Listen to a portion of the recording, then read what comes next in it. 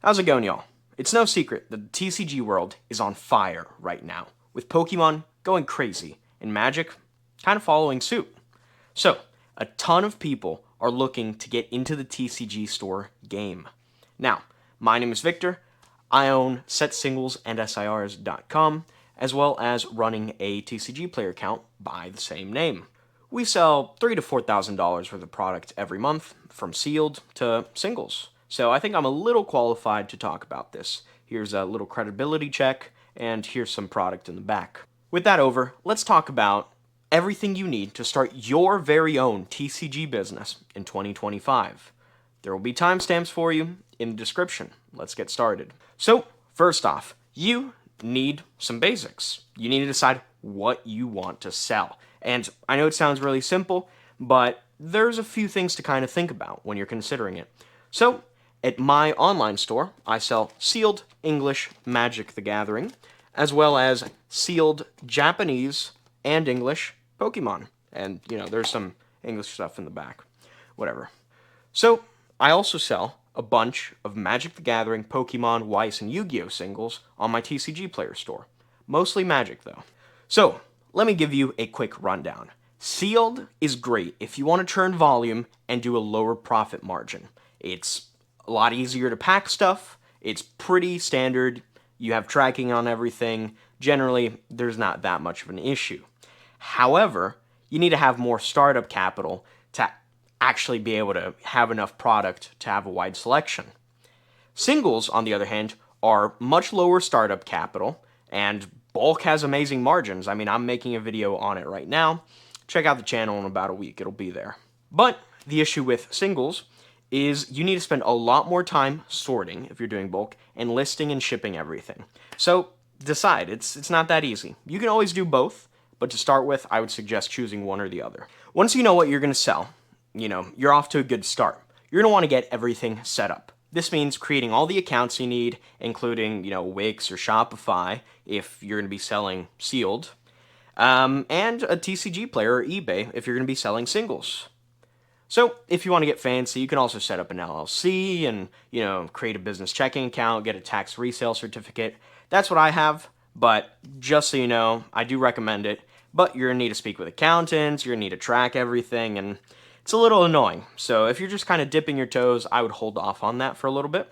If you are kind of ready to jump into the deep end, Brian from PokeAny has some amazing content on that. I would definitely give it a watch. He's got, a lot more in-depth knowledge in terms of that sort of stuff, so check him out. He's pretty cool. Once you've created your accounts, you're going to need some shipping supplies. So if you're selling singles, I recommend a number 10 windowed envelope and some tape, some top loaders, some team bags, and a couple 100-count rolls of stamps. Get that at the post office. They'll deliver it to you. You can choose. I'd also get some extra ounce stamps. I'm currently out of them, but they are definitely very helpful, and they do save you some money, so keep that in mind. The only other thing you're going to need if you're selling singles is a 6x2x1 kind of like folding box. This is, one of those thin kind of boxes. I use these to ship singles. It's like $4 depending on where you send it, $4.50 more or less. The box itself, I think I got for like 75 cents each on Amazon. You can get it cheaper with bulk, and Uline might have some good ones as well. Definitely recommend giving them a little bit of a look-see. But if you're going to do sealed product, you're going to need a couple different things. So let's talk about that. So if you're shipping sealed stuff, especially Japanese stuff, you're going to want these Uline 6x6x2 kind of folding boxes. So you can see, lid kind of goes like that. These are great for, these high-class boxes. If you have two of those, you can kind of pop them in there with a little bit of bubble wrap, and it fits literally perfectly, especially with bubble wrap. But you can also ship regular Japanese boxes. See, that's a Stellar Miracle right there. Boom, a little bit of bubble wrap. Nothing's moving there. So on that end, you're completely covered. If you want to have, English boxes that you sell, or you want to have, two Japanese big boxes maybe, or 4 of the high-class boxes, at that point you're going to want a 6x6x4 version of these. These are called white Indestructo mailers. I don't know why they call it, but they're from Uline, so definitely check those out. They're actually really good quality. Shipping's gonna be a little expensive though. I'm gonna warn you beforehand. Don't get that surprise like I did. Shipping's expensive. So when you're shipping stuff like ETBs or English booster boxes, stuff like that, generally I'd recommend 7x7x6. You might want to get 8x8x6 just to make sure it fits there. But, you know, as of right now, I've just kind of been using this 10x10x4 box. This will kind of cover, you know, an ETB and some high class products. Like, you know, it'll fit an ETB, one of these boxes, up to like 4 of those high class boxes. Overall, this box is whatever. I didn't pick up the 7x7x6 at the time. So I definitely look into those. And for definitely bigger boxes, I'd use like a 10x8x10 or a 12x8x10 for like multiple ETBs. At that point, you're going to have to kind of do a lot more looking. I do also use these 12x8x10 kind of like Walmart boxes. These fit perfectly for ETBs. They're great. A little bit of packaging on the side, and you're off to the races. They're honestly really good for what they are. Obviously, if you need more exact tips, I would definitely go to Brian from PokeNE. He has a shipping boxes kind of video where he breaks everything down, he explains everything, and he gives you the sizes, how to pack them. Definitely really useful starting off, so I knew what boxes to buy. But yeah, he's got that down packed, so definitely check him out. One other thing I will add is a thermal printer. Never hurt anybody. If you want one for some reason and you have the $250 to shell out for a roll load wireless or whatever, that's what I use. I think it's great. It's definitely time saving, especially because I sell stuff on eBay on the side, so I kind of paid for that already before starting the TCG business. It's definitely really, really good. And I'd also have a scale, just like a food scale works. I mean, I use a shitty food scale from Publix that I used to like meal prep with. It works up to like 5 pounds. Generally, I just individually weigh the boxes and then kind of math it out and add half a pound, whatever. It doesn't really matter. But now that we have a way to sell stuff, we have a way to ship stuff we sell, we need to actually get things to sell. And that's kind of the hardest part of running a card shop in 2025. If you're selling singles, it's not really difficult to get cards, especially if you have friends that play any sort of card games or anything like that. The way I do it is I buy all cards over $2 at 70% market price, cash. Generally, TCG Player Low is the best way to go, because you're not going to have a big enough store to kind of give them a slightly higher rate. Anything under $2, generally, I do like $1.99 to like $1-ish. I'd consider it half price. So it's not really bulk, but we're definitely getting there between shipping and fees and stuff like that. If you don't buy it for at least half price, you're not really making a lot of profit there. And if you're doing bulk, I would go through the industry standard of $5 to $6 per 1,000 cards. That'll definitely kind of get you going. And bulk does take a lot more time, especially if there's no rares and mythics in there. Or, you know, SIRs and IRs and stuff like that if you're playing Pokemon. Generally, I do Magic. I feel that's where it does best, so I kind of look into that. But yeah, as for getting more cards too, once you have an established inventory, I do trades at my advantage. So my friends and other people who see the shop, they're like, hey, I need this. I've got XYZ to trade. I'm like, okay, I'll take 80, like I'll calc up market value, and then it'll be your 80% to my 100%. That's like a little buff. Mostly if you have local people that play, that's really where you make a little extra profit there. All in all, it's not bad.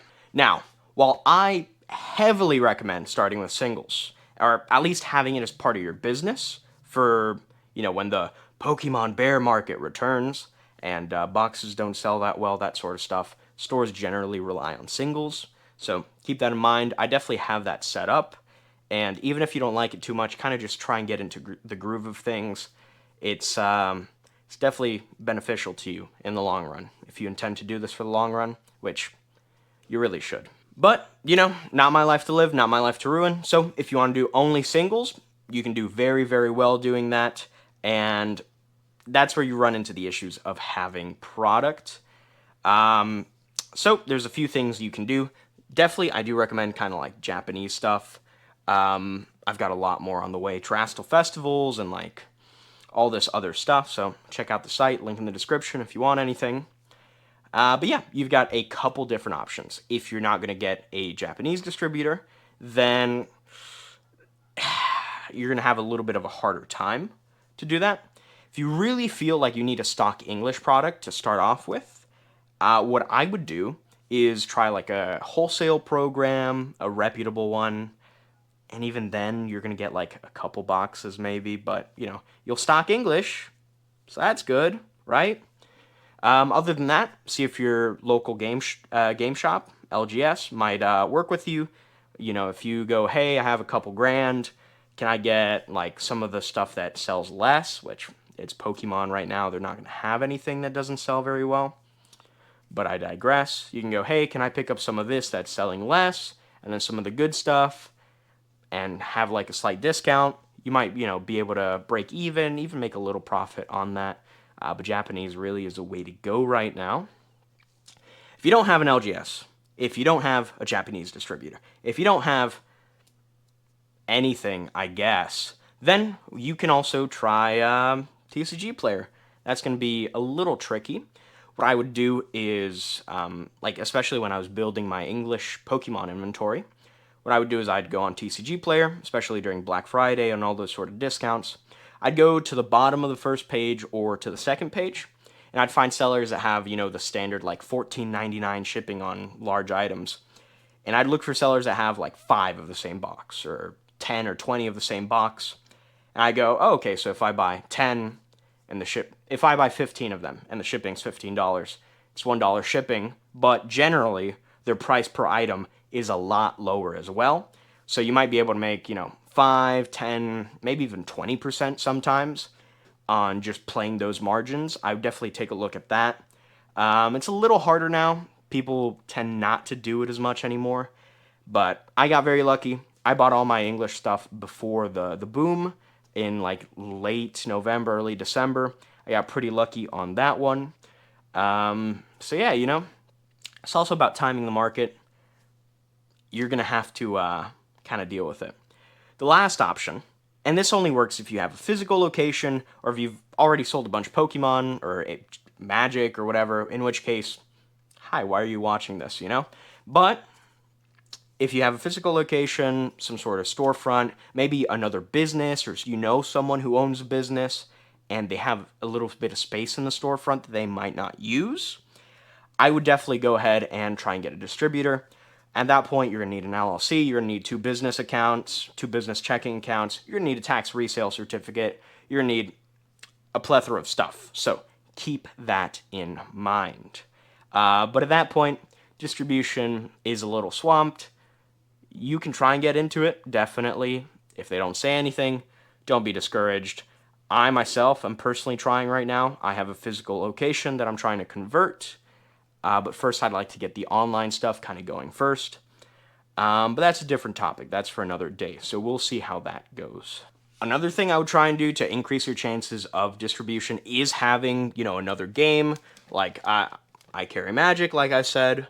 And Magic, will kind of stabilize the profits there. Kind of consistent revenue. Japanese does the same thing, proving you have a business relationship with these people and kind of working with your supplier in Japan. Definitely a big plus. I know Champion TCG, shout out all those 2 cool fellas, talk to them on occasion.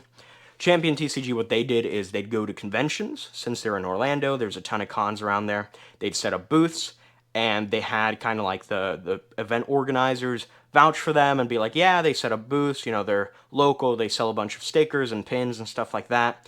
And they managed to get distribution that way, just, by having a source of income that isn't just sealed product. So definitely look into that one. But yeah, that's going to be what you're going to have to do to actually get inventory if you're trying to do sealed product. Obviously, If none of this sounds appealing, it might not be for you, and that's okay. There's plenty of other businesses with a lot more profit to be made. This is just for kind of the special people who have that little itch in their brain, that little itch, that portion of their brain that needs to be scratched with cardboard. And that happens to be all of my brain. I need that itch scratched. So I love it, but it's definitely not the business for everybody. Now, once you have your inventory, you have your account set up, you have everything done, you need to actually sell the stuff. TCG Player, pretty easy. I have a couple videos on it. Sealed product, a little harder. People tend not to want to go to unknown sites and all that sort of stuff. So you have to create content to advertise. So it's the best way to reach the most people, establish a brand, and get repeat customers. Don't rip packs. It's a waste, to start your content. Don't rip packs. I tried it just to see how it works. Everyone and their mother does it. It's not a good growth strategy. It'll get views, but it's not going to convert to anything, so there's kind of no point in that. I'm just going to say my first long-form video talking about TCG business and stuff like that did way better than any sort of short ever could perform. That one singular video has definitely pumped up my numbers a little bit, and yeah, it's not bad.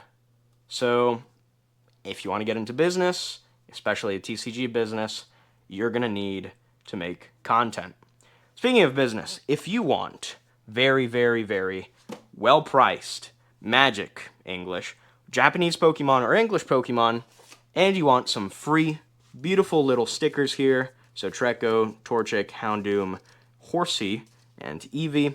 If you want free stickers as well as a free Japanese pack with every order over $35, I would definitely check out setsinglesandsirs.com. As you can see, we've got a little bit of a selection. We've got collector boosters for Magic. We've got play boosters for Magic.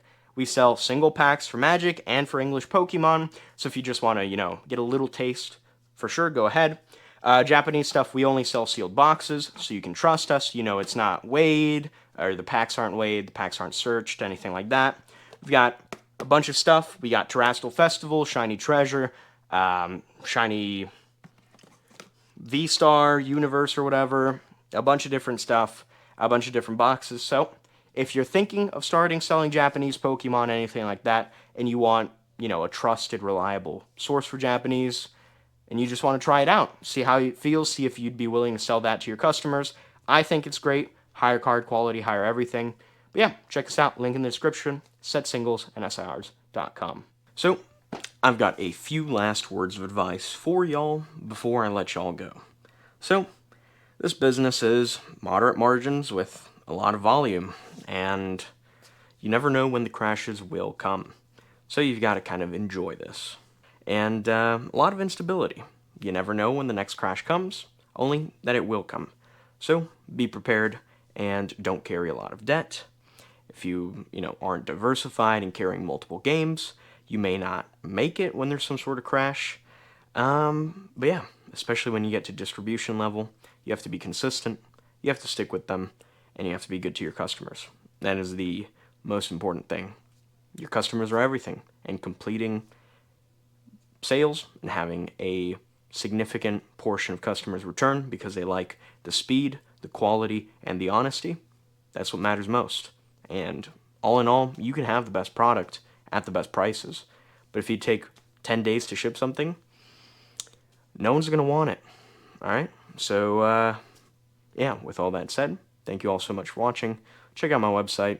I do one-day shipping, so have a great day, y'all.